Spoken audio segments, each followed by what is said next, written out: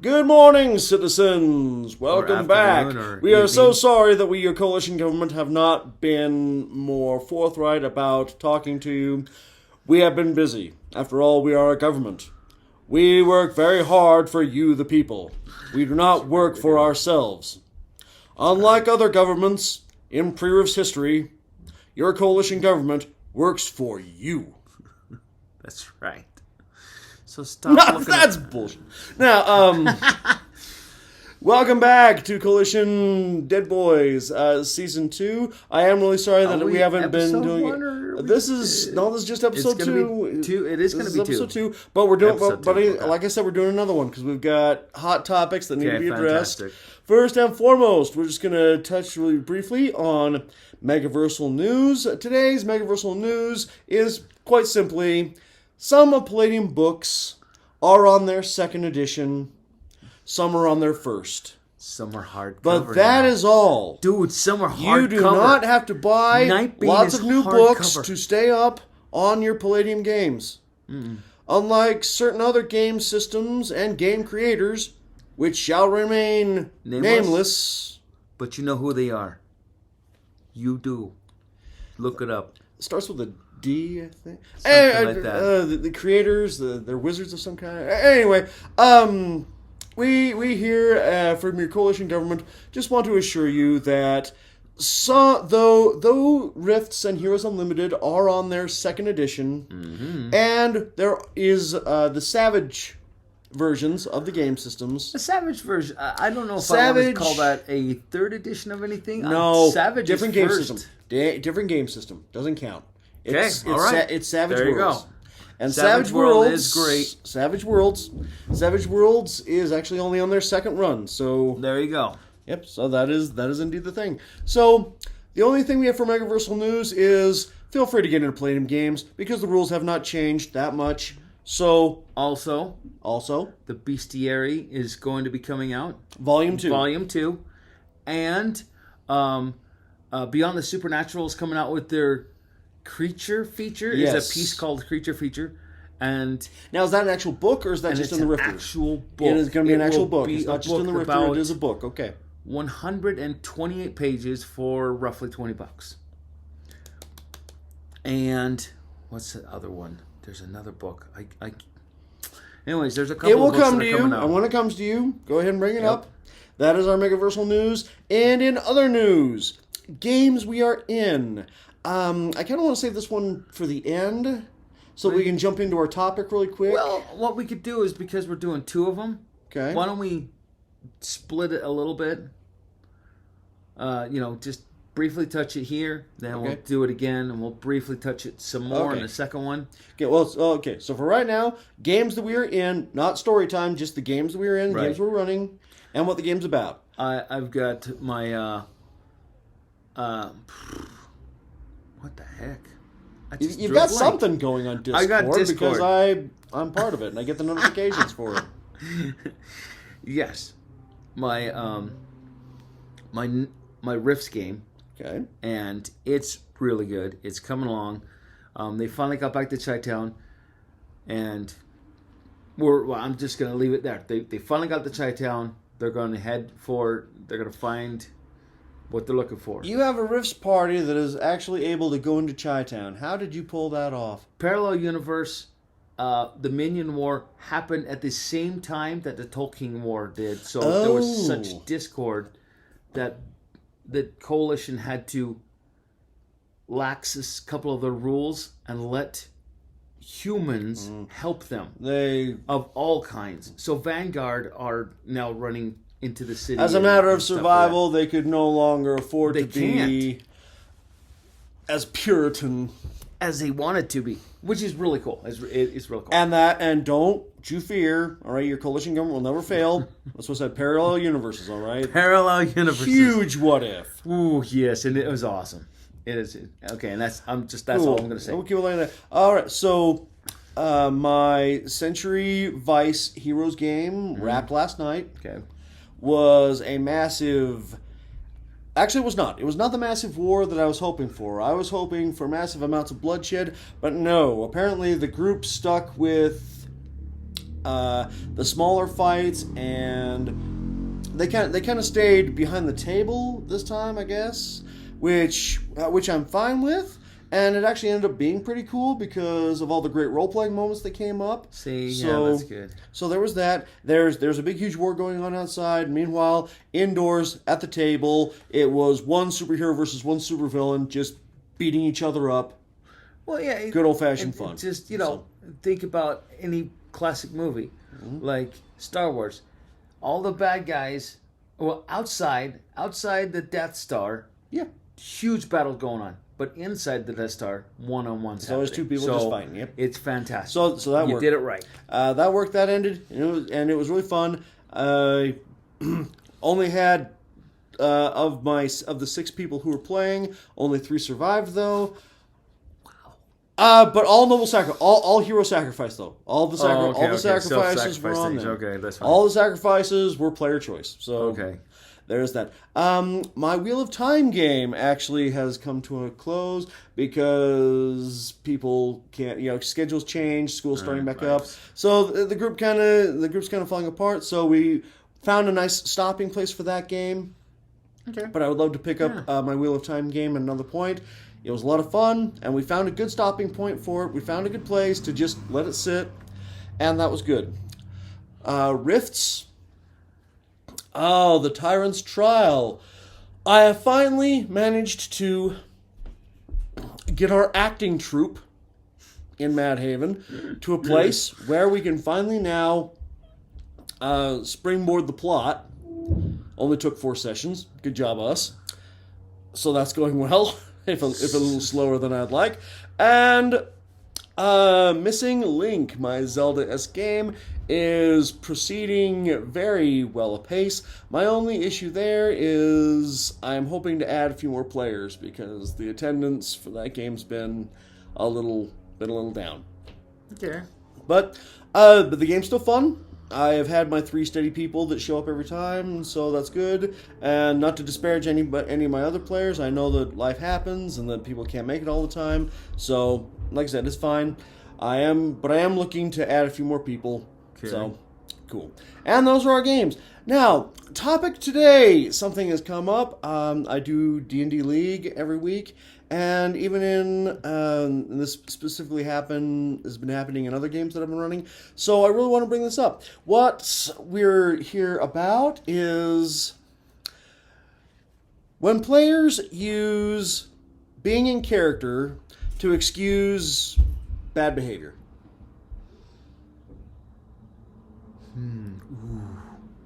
That is dangerous territory. Burning down the tavern. Oh, it's in character. It's what my character would do.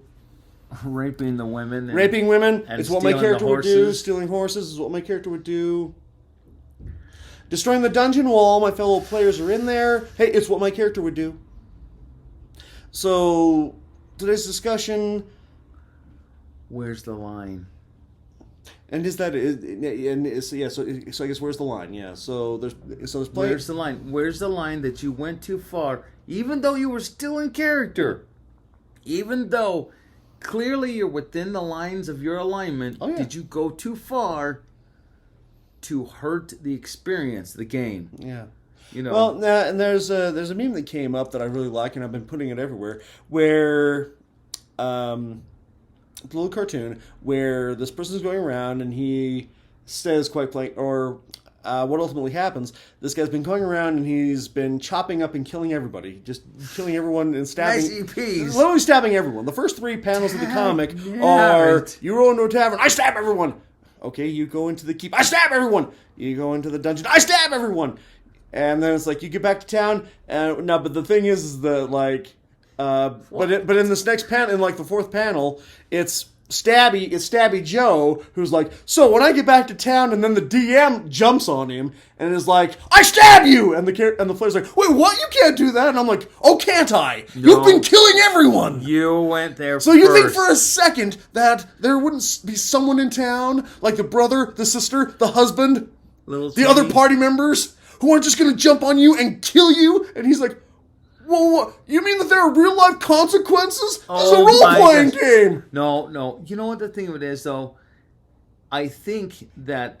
But that's the thing. Players work within the but my problem with this though is every time I post this, I get all these I get like all these comments of like, it's a game, it's supposed to be fun. You can't have real life consequences in a game that's supposed to be fun. No. And these are the complaints that I'm getting is you can't punish people. They're just having fun. No, it's all make believe. It's not real. No. Okay, yeah. Granted, it's not real, but if the and we are fun, there, and we are there to express, ourselves in a safe place. Okay, yes. Getting out some of the angst is one thing. Like one of those things where you say, the guy who's constantly a prankster. Every time you go to X tavern and you shank that guy in the kidneys in the back of the building. That's one thing. It's when you kill everyone in the tavern, every time you go to a town, it's going to come out. You're going to... Mm-hmm. And I don't know what it is about players that might go in that direction.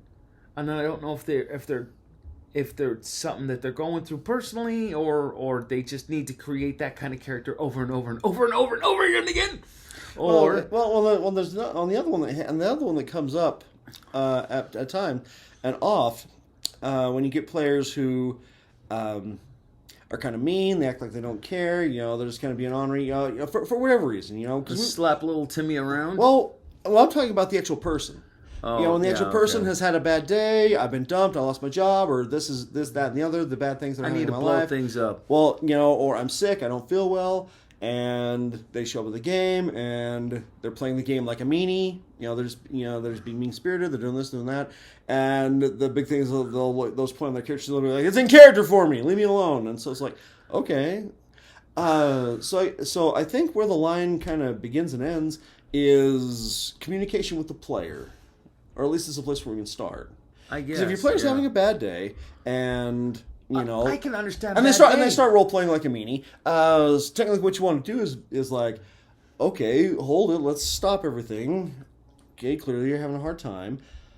I guess the first thing is, well, if you didn't want a game today, you can say so. I mean, we don't have to play. Or is there something I can do tonight that will make you feel better? What can we do in the game tonight that will make you feel better? Do you need to stab something? Do you need to rob somebody? Yeah. See. Do you have? There's times when do you have romantic desires that need to be seen to? No, it's a thing, and that's why we do these games. That's true. You know what? And a good GM is willing to... I go to the tavern with wenches. Gets hashtagged every time. So yes, everybody. Beers and babes, I go to the bar man, for beer and babes. Woman, and everyone in between. Has needs, all right, and in a safe make-believe environment. That's okay, I guess. You got the gold, I guess. Well, yeah. And when you don't, that's when the pimp arrives. But what this all leads back to again, though, is what you talked about. Where's the line, though? Because even if you want to make someone feel better, there's still a part where I can't make you feel better enough also, if you've had a bad day. Yeah, exactly. But there's also that part of you that says, listen, I, as a player, I need to blow things up today. Yeah. I had a crappy week. This, that, and the other happened. Just give me something to just blow up. And don't make it easy. Just give me something. So the GMs, we need to be cool with telling our players that that's okay. And players need to know that they can come to their DMs and just be like, dude, I need to stab somebody tonight. Right. I know you have probably a lot of things planned, but can I please have someone... Can I have a moment? Can I have someone to stab? Can I have something to blow up? Or can I have someone to seduce? Okay, or just whatever it is that you need. And I think...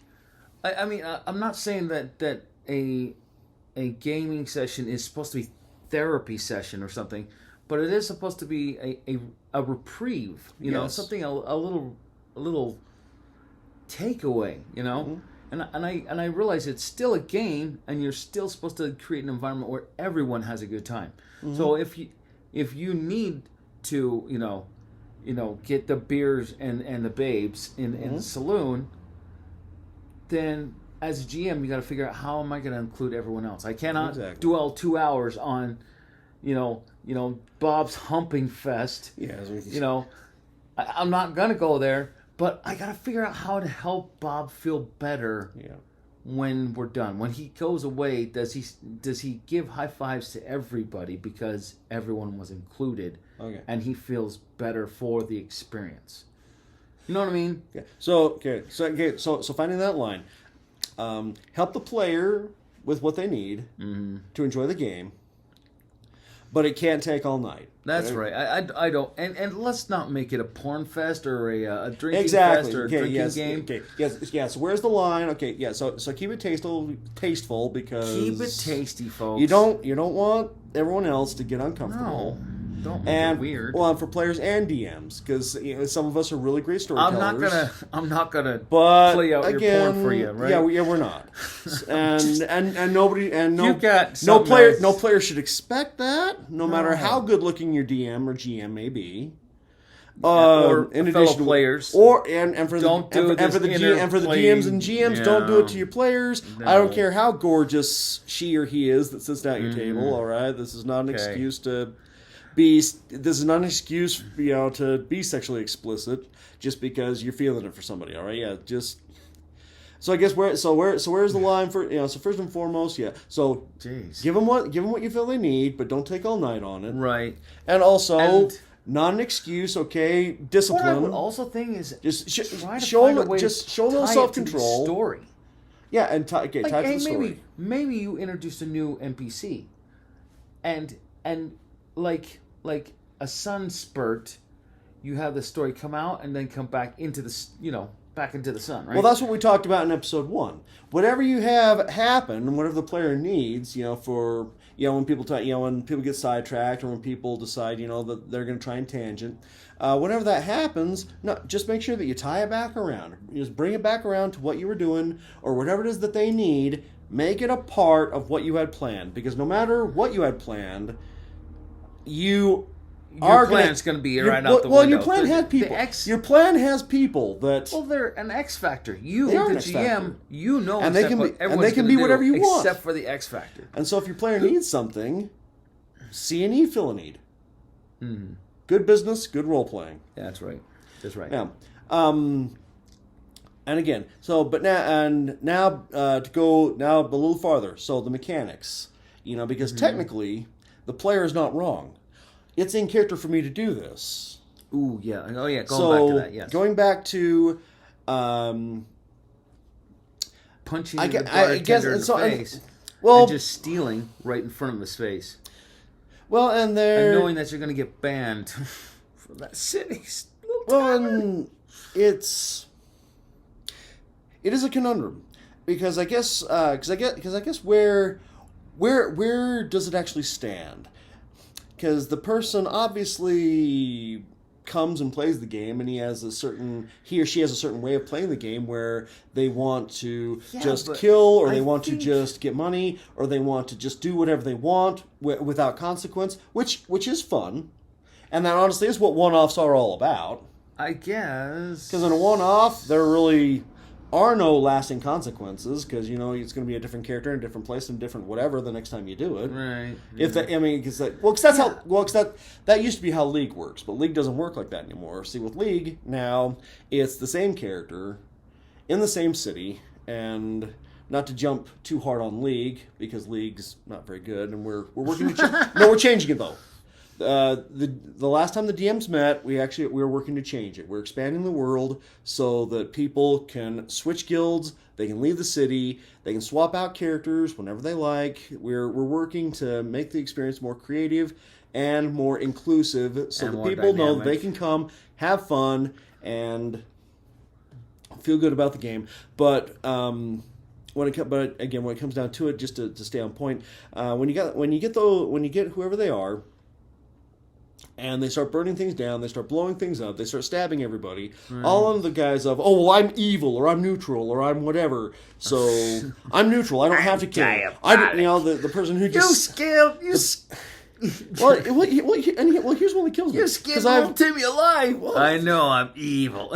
Dude! I've seen the guys and the girls who come in, and their character is true neutral. So, they will come in, and they will sit there at the table, and...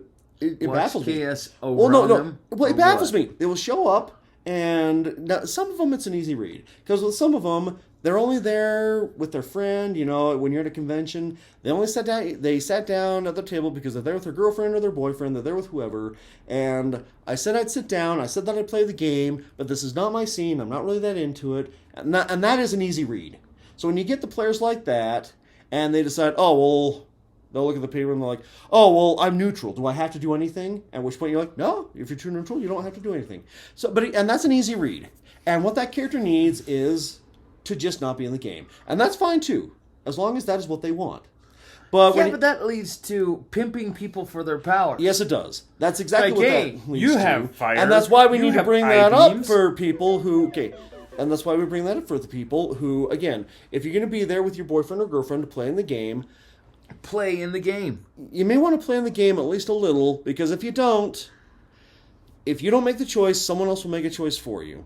So I would agree to that if I had something. So when it comes to it's what my character would do. And I guess delving into people who are there to play versus people who are just there for whatever reason. Yeah, but there's people who I guess are there to wreck it too. Well, I guess what I want to say is because it really is an easy read. You always know, whether a DM or a player, the people who are just there because somebody else is. Don't force them to play. Don't. Yeah, but what about those knuckleheads that? We'll get to them in a minute. Okay. But just to finish the point, if you know that someone's only really there for somebody else, they're just there with their dad, their mom, their boyfriend, whoever it is that they're there with, again, make sure that you're nice, be inclusive, but don't be pushy, and don't use them just because they're there. Pimp them. Which is the definition of pimping someone for their abilities. Even though they're there and they have an ability, that doesn't give you the right to use their character to do something else. Yeah. So, now, the knuckleheads who are just there to ruin the game. Oh, yeah. These are men and women and everybody else in between. I've seen all shapes and colors of them. And they go into the bar and stab everyone for the EPs. They're there for experience, or like you said, they're just there to. Or they go in there, stab everyone, and loot the bodies. For some reason, and I don't understand this, but there really are still people that do this. They really are just there to ruin the game experience for everyone else, or to make the experience all about them. I did have this one, that one, or whatever the reasons, and now he thought he was the brightest person in the room, and I think that's where a lot of this behavior kind of stems from. It kind of comes from the fact I'm the smartest, I'm the best, I know this game the most, and I need to prove this not just to everybody at the table, but I need to prove this to the person running the game as well. I want to school him. Yeah, that's and... Well, according to blah, blah, blah rule, you can't come after me. Oh, now... You stabbed the tavern. The entire tavern. And it can be trying. So, and I don't want to harp on this. I want to ask instead, so what do you do? How do you handle it? How do I handle it? How do you handle it? Okay. Clearly, this is not a character issue. Now, it's if people aren't having fun, you need to take the player aside and talk. Yeah. And you have to powwow. And I know for some people, you have one warning and then you're out. I know for me, oh my gosh. I almost let the game burn and die. And then get together with everyone else later without that guy and do it again. I know, it's dark, it's kind of mean.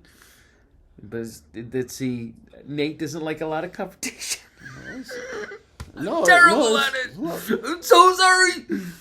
A lot of people are, man. It's really hard, and it's a tough thing to do. How about you? Okay. Well, when it comes to dealing with such a situation, warnings. Well, the first thing you kind of touched on this. How are the other players reacting to what they're doing? Because sometimes when someone just walks into a bar and burns the place down, you'll actually have the table cheer. They'll actually love it. They'll think it's funny. If they're thinking it's cool, yeah. Now go with it. And if everyone groans, Okay, yeah. So read the room then. Right. And when it comes to reading the room, and I guess what we mean by that, it is a skill that has to be developed, but sometimes it is fairly obvious. You just have to look around at your people playing, and if they're all on their phones, they're not feeling it.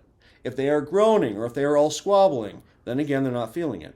But if somebody does something, and suddenly your table stands up and they all look and they start getting into it, you need to run with that, because that is clearly what they're on there. Mr. Burn the Tavern to the ground and kick him into the burning building, have him roll up a new character. Well, and consequence. And this also is the newest and easiest best way, because if they're like, it's what my character would do, well, bingo, and he goes, and then the guy's like, you're like, it's what my character would do. Back. You Okay. just said that, so you said it.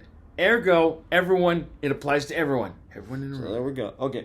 Now, again, and when they've definitely crossed the line, okay, so finding the line is all about reading the room. Are the people enjoying it? Are people having fun? If not, then clearly a line has been crossed, and we have to talk about it. Readdress now, it, yep. And so I guess one of the solutions, and the easy solution, this is from me, from you, from me, just myself personally, when you do get that person who is playing the game like a meanie and he's wrecking everything, it is not on the players to destroy him, because PvP really does kind of leave a bad... It can be effective. It can be effective, also, but it usually leaves leaves a bad taste in everyone's mouth, because that person who gets murdered is going to feel like everybody was out to get him. Right. No matter who was in on it. And no matter how much they explain it, hey, listen, you did this, you did this, you did this. And we finally got fed up and stabbed you in the back and kicked you into the burning building and let it burn down on top of you. And not only that, but you know what the other players usually respond to this behavior is when they do kill him? It was in character for me. And you should have seen it coming. Again, so just to bring that up as well, for those of you who like using that excuse all the time, also what my character would do, that door swings both ways. Yeah. Yeah. You're going to find another one of your players, or you're going to find a DM or GM who's going to be like, oh, it's what the character would do. Don't do that. Yeah, so... Don't do that. And apparently, and if they're not getting the hint, then you, the DM, GM, whoever you are allowed to go after them with everything you've got. A Suicide Squad game. Yeah. Okay, everyone is evil. Okay? They do evil things. I've done walls like that before. They're great. They can say in character all they want. Only once, though. But honestly, if they're doing it right, the players will get along. Oh, yeah. Because they enjoy being evil, or they enjoy the way the other person does evil, or something along that line. Something that says, I will be in your presence because I appreciate your work. You know what I mean? Yeah. As dark and as dismal as you are, is equally as dark and as dismal as I am. That doesn't mean that the four evil guys will go into the tavern to burn it down. The four evil guys will go in there and plot and plan. They won't do stupid things quickly. They'll plan it out collectively. Or they will find that they have things in common, which I also like when it comes to it's what my character would do. Is it in character for your evil person to inherently stab everybody and burn everything down? Because another way that you can handle this, again, let them write their own code, because that way they're making their own rules that they know that they will be held accountable for. So okay, that way you can say out of character. Exactly. Right. So that way, what is they are let them define what specifically is in character for them and what is not, and why. Because now the why not only are they in the game, but now whenever they want to try and do it, you can say like, but this tavern has nothing to do with the wealthy guy that you hate, or these guards are not evil. They're not part of this cult, or they're not from this dragon that you hated. Mm-hmm. Right. Yeah. You can just say to them like, now hold on. Now, are you sure you want to do that? Because by your own account, this is why you were a murdering arsonist. Or you could go in a weird direction and say, all right, Thank you. you did your background, right? Like, yeah, I did my background. You stabbed your teacher, you stabbed your doctor, you stabbed your mom, right? Yes. Were they ever in the public with other people? No. Then you will never stab anyone in the tavern. That's exactly, public. Or it's public, you know, yes. like narrow it down so that the guy now has to realize, yes, wait a minute, that's now out of character. If you said, exactly. I stabbed the doctor in public, I stabbed the mom in public, I always do stabbings in public, then it changes the dynamic and it forces the guy to play in character. And it also helps you, the DM, give them, again, what they need. Exactly. Because as long as they're having what they need, and as long as they get to be the meanie, blowing up madhound that they want, the game or hurting the players, they can have fun, and they're not hurting the team. That's a pretty good solution way to do it. But we also want to hear everyone's thoughts and stories. We want to hear your thoughts on the and way stories on the way that they want it, the way that they do it, and because we know you guys have some fantastic ideas.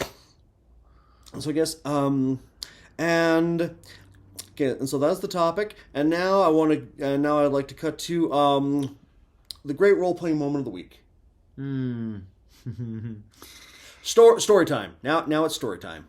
Okay. My players are finally in Chi-Town, right? Mm-hmm. And they're under a lieutenant who has deputized them, because I found this out according to the War on Tolkien. They did deputize mercenaries into leadership and gave them ranks according to coalition rule. Okay, so some of these guys have been deputized even though they're magic users. So let me tell you, it's a lot of up in the air uproar with these coalition, the purists versus the regular guys. But they're looking for a person called Morgana, Agent Morgana. Now, I'm taking this in a whole new direction, and I don't know where this is going to go, because Morgana is Vanguard. Morgana. That's coalition magic users, for those of you who aren't quite up on all your rifters. Yeah. Morgana is also the daughter of Tolkien, or of Prusik, the missing one, the one that supposedly died when she was 5. And we, your government officials, we good. Are not it's hypocrites. It's gonna be really good. Because they're human, and the magic that they're using has been purified in a lab, sanctified or something, and it has been sanctified. It is imperial. It's imperial. So, anyways, that, and I'm watching these players going, wait a minute. So, and they're going, well, Agent Morgana can't be coalition, and it can't be a magic user, and it can't be and they're saying everything that she is. She can't be this, she can't be that, she can't be that, because the coalition wouldn't allow it. You're like, okay, how deep do you know about the coalition? Obviously, this lieutenant who's running the team, he knows a lot about the coalition, but he's not saying a lot about the coalition. Oh. Because, hey, what are you going to tell a bunch of guys from out of town? Right? What do you tell deputized magic users? Oh, by the way, we allow this? No, you don't tell them any of that crap. We allow crazies, or we allow magic users? No. You don't tell them none of that. You just have to kind of roll with it, kind of sit back and go, And that's the funny thing is that the players do. He contacts me every once in a while and goes, do I know this? I'm like, yeah, you know this. And how much do I know it? Really, the deep stuff. I mean, they took you aside, private conference, secret agent, blah, blah, blah. That's how deep you know. Oh. And it's all hush-hush. Well, even amongst the most stark and zealous of us, let us not forget the end of the first Pirates of the Caribbean movie. What about Captain Jack Sparrow, sir? Well, I believe Mr. Sparrow has earned himself a head start. So if you know the people that you are after are bad people, again, right? They earned a head start. So I did like that. I kind of like playing it that way. I liked that the story was not. I wanted everyone to be all straight coalition when I started. So the idea that I said, hey, the first 10 books you can choose from, which I thought was stupid, so stupid. But that was bold, because that's a lot of information. Really it was crazy. Cool, man. I love that. But That's good. I got a good smorgasbord of players. There you go. And I've got Deadboys. I've got a Psyghost who is the lieutenant. Yeah. I've got DBs. I've got magic users, and they're trying to pull together really bad. And I even have an NPC Dogboy troop that's under Psy Stalkers. Oh, yes. One Psy Stalker is true blue. He's going to have to die Coalition. He will have to be buried with honors. He hates all of the non-Coalition guys on the team. And then the other guy is like, they're all right. You're like, and the first guy's like, they're all right. What? For now. And so he has to almost justify his behavior, even though he's starting to see they're just people. And that might change the outcome of this new guy, or this second guy. And yeah, he's still a Sight Stalker, which means he still pins people down and sucks their essence out of them like Sight Stalkers do. Yes, they do. Right? And him and his because both guys have a troop of Dogboys, of Psyhounds. But and clearly those Psyhounds reflect almost their leader in their behavior, which is kind of cool. I don't know. It does. That's kind of what my high point is on this wild, game varied right group that has broken into Chi-Town, and now they're. It's time to. Wow, it's gonna go really crazy. And when does this game happen? All the time. It's on Discord. So it's a text game. Okay, cool. Oh, biggest moment for me that, and it kind of feeds into what we're talking about just a little bit. I do a D&D game before I do League these days. Okay. And I've got 7 people at my table. Wow, that's awesome. Well, that's why we're moving and motioning to improve the way that League is running, because obviously people are wanting more. So they're bouncing against the walls and wanting to get past the walls. So in this game that I do, before League begins, and right now it's called The Sirens of Tel Dore. Yes, I really am writing a love letter to Matt Mercer. Sue me. But in this game, in the Sirens of Tel Dore, right now it just barely started. It's early on in the game. They're in Emon. Okay. And the premise of the game, for those of you familiar with Critical Role and all Matt Mercer's work, is there was an incident in the capital city of Tel Dore, which is Emon. And in Emon, there was a massive explosion that took out one of the city block? Well, it took out one of the citadel towers of the city. Now, in Critical Role, they eventually got back around to it, but when they did, they didn't focus on what destroyed the tower. They found a villain and killed him and then moved on to something else.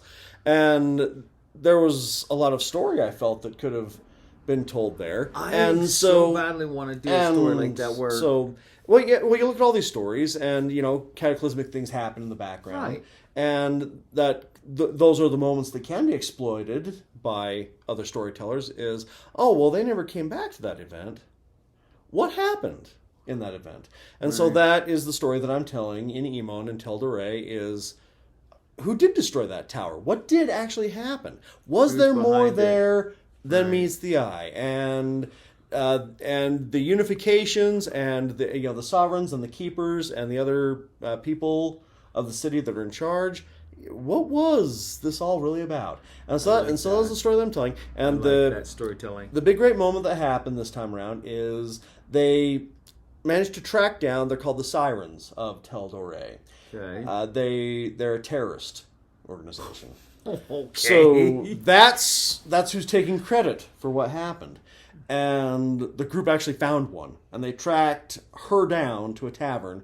But what also happened is that they had to break out of jail in order to go hunting so for this. The cops going after you. They broke out of prison to clear their names by finding the people who were really behind it, right? Okay, all right. Now, that being said, they finally track her down, but they themselves get tracked down by a team of bounty hunters who jump them in this tavern as well. Idiots. Now, there's a sorcerer in their midst, and he lashes out at these knights with, I believe it was.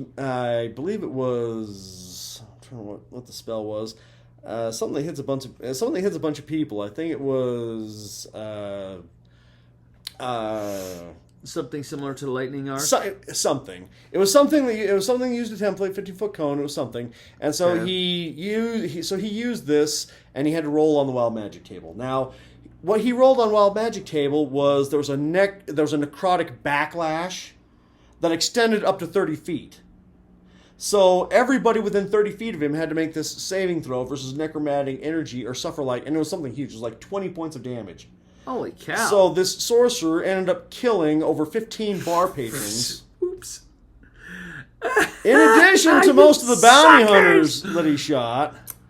And, that's hilarious. So I'm sorry. We're just going to say, okay, so that event happened, and new event that also happened is there's we've got this he's a famous pirate. He's a famous cursed pirate. Okay. This is why he's Pirates of the Caribbean is fresh on my mind. Right. And so he swings in and he saves the terrorist from the other players. He swings in on a rope, scoops her off her feet. The terrorist is a female, right? Yes, and a good-looking one. And he sweeps her off her feet, and he swings on a rope out a window. Sure, absolutely. Gets away with the babe. And the point being is that when all was said and done at the end of the night, I kind of go to McSorcerer, and I'm like, okay, chaos or evil, you have to pick one. And he's like, what? And I'm like, dude, what's this? You killed innocent people, man. You have to pick one, evil or chaos. But that's part of your alignment now. You did it. And he eventually had to go. He's like, okay, well, I'm gonna go chaos. And he also kind of spent the whole rest of the night with this look on his face, like, because you're redeemable. You just have to go down there. The Kingsguard showed up and arrested him for murder, and he kept looking at me like, "What did I do?" And I'm like, "Dude, you killed people. Timmy doesn't get to go home because of you." And for those who are familiar with Tel'Doran and the way that the government works, yes, wild magic got outlawed for a reason. The gods got imprisoned for a reason, dude. That's awesome, though. So there's that, and I do like that outcome. But then the guy who saved the terrorist, at the end of the night, I had to tell him too. I'm like, okay, nope, dude, evil. You have abetted a terrorist, and I informed. I think he was hoping that she was innocent, but I'm like, no, she is not. She is a terrorist, and I told him that. But does he know? See, because he could keep his alignment if he didn't know. I saved a maiden from a bunch of ruffians. No, he knew. But if he knows, he knew. He's in trouble. I said, okay, again, all right. And a little more background on this. Okay, a little more background on this guy. What that person? He's cursed. Doing. Okay, he's cursed, and the reason why he's cursed, the gods are breaking free. Okay, one of the seals has been broken, and this god has escaped. But the god isn't very powerful because he has no followers. So basically, he's being followed around by this evil god who has turned him into an undead monster. Which you can only see at night, because during the day he looks just fine, but at night you see him for what he really is. His silhouette comes through? Yes, like he's the Barbossa. Moonlight? Yes, he's Barbossa, yes. Awesome. And so, this evil awesome. being has been telling him the entire time, he's all... But this being that he knows is evil, because the being is like, all right, now you need to strap that woman down and chop her open and rip out her heart, and you also need to kill puppies and kick children. And this guy basically telling him all the worst things to do. And drown kittens. Now, which he hasn't been doing, but then the thing told him, oh yeah, you're going to want to free her. She's definitely worth us even. And so he finally swings down and saves the girl, and she's like, great, I know exactly where to go, let's go. And so she leads him to a hideout where there's all these plans, and I'm like, okay, you're evil. Well, I told him, I'm like, yeah, he is are you staying? I'm like, are you staying with her? Are you sticking with her? He's like, well, of course I'm sticking with her. She's gorgeous. I'm like, evil. And he's like, wait, what? And as soon as what? And I'm like, dude, you are so lustful and whatever else that's going on in your head. Yeah, so forget it. No way. Evil. You're evil. And so the play of the evening was reminding D&D players that My alignment actually means something? Whoa, what? Yeah, dude, it does. It can happen to you too. And the coolest, most gratifying thing that did happen happened right away when the guy came to me later. He's like, I don't want to be evil. How do I get rid of it? And so that was refreshing for me. That gave me hope right there. That gave me hope right there. And so that is story time, and that is our show for today. But we're gonna have another one for you soon enough. I would say in 2 weeks, as soon as I get this one up. But yeah, tell us your stories. Tell us what you think. And again, we're on Facebook, and blogspot.com is still working. Also, Discord. And we're also on Discord. So yeah. Look us up on Discord. If you want an invite, just ask us. Oh yes. But that's our show for the day, and we will see you next time, citizens. Remember, have faith in your government, because again, we only used Imperial sanctioned magic, and we are here for you. We don't use any magic. No. Right. That is wrong. Not any of us. There's no Vanguard. Not any of us. You've heard some things, but again, there's no Manhunters. That was a parallel world. That was a parallel world. Parallel universe. Right. So and it's going to get crazier. I'll give you more story on that too. Yep. Mm-hmm. But we have nothing to do with that. No, that's not us. No. That's not us. Anyway, take care, citizens. Until next time. I'm Matt. I'm Nathan. Carry on. Have a great day, guys.